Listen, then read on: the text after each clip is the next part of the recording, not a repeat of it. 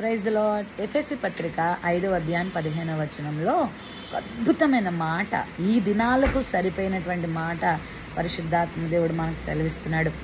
దినములు చెడ్డవి గనుక మీరు సమయమును పోనీయక సద్వినియోగం చేసుకొనొచ్చు, అజ్ఞానుల వలె కాక జ్ఞానుల వలె నడుచుకున్నట్లు జాగ్రత్తగా చూచుకొనుడి, దేవుని చిత్తమేమిటో గ్రహించుకోండి అనే మాట చూస్తున్నాం. దేవుని బిడ్డలారా, దినాలు పాడైపోయినాయి, దినాలు చాలా చెడ్డవిగా ఉన్నాయి. ఎక్కడ చూసినా భయంకరమైన మనస్తత్వం కలిగిన మనుషులు మనం చూస్తున్నాం. ఎంత క్రూరత్వం, ఎంత మూర్ఖత్వం, ఎంత తిరుగుబాటు స్వభావం, ఎంత గర్వ జీవితం, ఎంత కోపిష్టి జీవితం. కొన్నిసార్లు మృగాల్ని మించిపోయి మనుషులు ప్రవర్తిస్తూ ఉన్నారు. కాబట్టి ఇలాంటి దినాల్లో దేవుని బిడ్డలమైన మనం చాలా జాగ్రత్తగా జీవించాలి. మన సమయం ఎలా ఖర్చు పెడుతున్నాం, దేనికి ఖర్చు పెడుతున్నాం, ఎవరికి ఇస్తున్నాం, ఎలా చేస్తున్నాం అనేది చాలా ముఖ్యం.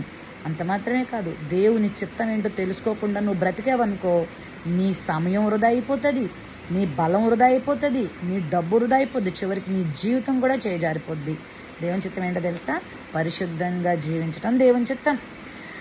పరిశుద్ధత కలిగి ఉండుటయే, జారత్వమునకు దూరంగా ఉండుటయే, మీ కామాభిలాషి యందు కాక పరిశుద్ధత కొరకు మన ఘటములను కాపాడుకున్నటే దేవుని చిత్తం అని తెస్సలోనిక పత్రిక 4వ అధ్యాయంలో మనం చూస్తాం. పరిశుద్ధత చాలా అవసరం.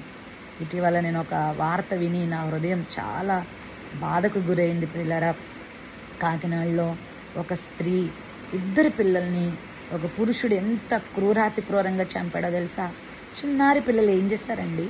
చిన్నపిల్లల్ని చంపేశాడు, ఆ స్త్రీని చంపాడు. ఎందుకు అని అంటే న్యూస్లో చెప్తున్నారు, వివాహేతర సంబంధాన్ని బట్టి మరి ఆమె చంపబడిందంట. ఎందుకు స్త్రీలు పురుషులు ఎందుకు ఇలా ప్రవర్తిస్తున్నారు? దేవుడు మంచి భర్తని ఇచ్చినప్పుడు, బిడ్డల్ని ఇచ్చినప్పుడు నీ భర్తను ప్రేమించు, నీ బిడ్డల్ని ప్రేమించు, వాళ్ళకు దూరం అయిపోకు, వాళ్ళకి దగ్గరగా జీవించు. చక్కని భార్యను పిల్లల్ని నీకు ఇచ్చినప్పుడు వాళ్ళతో చక్కని జీవితం జీవించు. అది దేవునికి మహిమార్థమైంది. ఒకవేళ దేవునికి అనుకూలమైన జీవితం కాకుండా ఇలాంటి కామాభిలాషి యందు, వ్యభిచారం వైపు, జారత్వం వైపు కనుక ఎవరైనా తిరిగితే ఖచ్చితంగా వాళ్ళ జీవితాలు ఇలాగే ఉంటాయి. ఇప్పటికే కొన్ని కోట్ల సంఘటనలు ప్రపంచంలో మనం చూస్తున్నాం, ఇదొకటే కాదు. కాబట్టి ప్రియ భార్యలారా, ప్రియ దేవుని బిడ్డలైన మీరందరికీ నేను ఇచ్చే ఒక చక్కని సూచన ఏంటంటే చాలా జాగ్రత్త. సెల్ ఫోన్స్తో కూడా చాలా జాగ్రత్త. పాపము ఒక్కసారిగా మన మీదకు రాదు, చాలా చిన్నగా మనతో స్టార్ట్ అవుతుంది. కాబట్టి మీ ఫోన్ సంభాషణలు ఎవరితో ఎలా చేస్తున్నారో చూసుకోండి. మీ ఇంటి ప్రక్క వాళ్ళతో, మీ ఆఫీస్లో వాళ్ళతో, వీధిలో వాళ్ళతో, బస్సులో కూర్చున్న వాళ్ళతో, ప్రయాణాలు చేస్తున్న వారితో పరిచయాలు చిన్నగా ప్రారంభించబడతాయి. ఇదిగో ఈ మధ్య ఈ ఇంటర్నెట్ వలన, ఈ యొక్క సోషల్ మీడియా వలన, ఈ ఫోన్ల వలన పరిచయాలు ఇంకా బలంగా అయిపోతున్నాయి. మనుషులతో మాట్లాడొద్దని, మనుషులతో స్నేహం చేయొద్దని బైబిల్ చెప్పట్లే. అందరితో మంచిగా ఉండు, సఖ్యంగా ఉండు, స్నేహం చేయి. కానీ నీ స్నేహం ఆరోగ్యకరంగా ఉండాలి, పద్ధతిలో ఉండాలి, లిమిట్స్లో ఉండాలి, పరిశుద్ధతలో ఉండాలి. ఎదుటి వ్యక్తి నీ విషయంలో ఒక లైంగికమైన వాంఛలతోనో లేకపోతే కామాభిలాషలతోటో నీతో ప్రవర్తిస్తున్నాడని నీకు అర్థమైతే కట్ చేసేయి ఆ స్నేహాన్ని, వద్దు.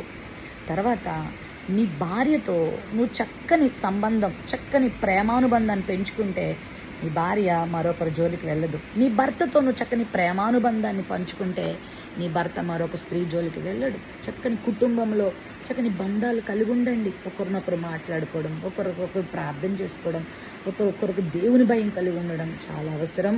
సమయాన్ని దుర్వినియోగం చేయొద్దు. దయచేసి వాక్యం చదువుకోవడం, ప్రార్థన చేసుకోవడం, దేవుని సేవ చేయటం, బలహీనుల్ని ఆదరించటం, దేవుడు ఎన్నో పనులు అప్పగించడం మనకి, అవన్నీ కూడా నమ్మకంగా చేయటం మనం చేయాలా. ఈ జీవితం చాలా చిన్నది కదా, మనకి ఎక్కువ జీవితం ఏం లేదు. ఎప్పుడు వెళ్ళిపోతామో తెలియదు, ఎప్పుడు ఏమవుతామో తెలియదు. నిన్న ఒక సంఘటన వింటున్నాను నేను. బ్రదర్ మా ఇంటికి వచ్చి చెప్తున్నాడు, పెద్ద డాక్టర్ గారు, కోటీశ్వరుడు, చాలా హెల్దీ పర్సన్, ఏ ప్రాబ్లం లేదు ఆయనకి, ఏ హెల్త్ ఇష్యూ లేదు ఆయనకి. సడన్గా బ్రెయిన్ స్ట్రోక్ వచ్చి చనిపోయాడు. అసలు ఆశ్చర్యపడంట ఆయనను చూసి. Just 40 years age. జీవితం శాశ్వతమా? దేవుడు మనకిచ్చిన నిర్ణయాలు, దేవుడు మనకిచ్చిన నియమాలు ప్రకారంగా మనం జీవిద్దాం. మన ఆరోగ్యాన్నే కాదు, మన డబ్బులనే కాదు, మన పాస్వర్డ్నే కాదు కాపాడుకునేది, మన క్యారెక్టర్ని కాపాడుకుందాం. అది ఎలా సాధ్యం అంటే నువ్వు దేవునితో ఉన్నప్పుడే సాధ్యం. దేవుని భయం మనకుంటే ప్రపంచంలో ఎక్కడున్నా పరిశుద్ధంగా జీవిస్తావు, దేవుని కొరకు నమ్మకంగా బ్రతుకుతావు.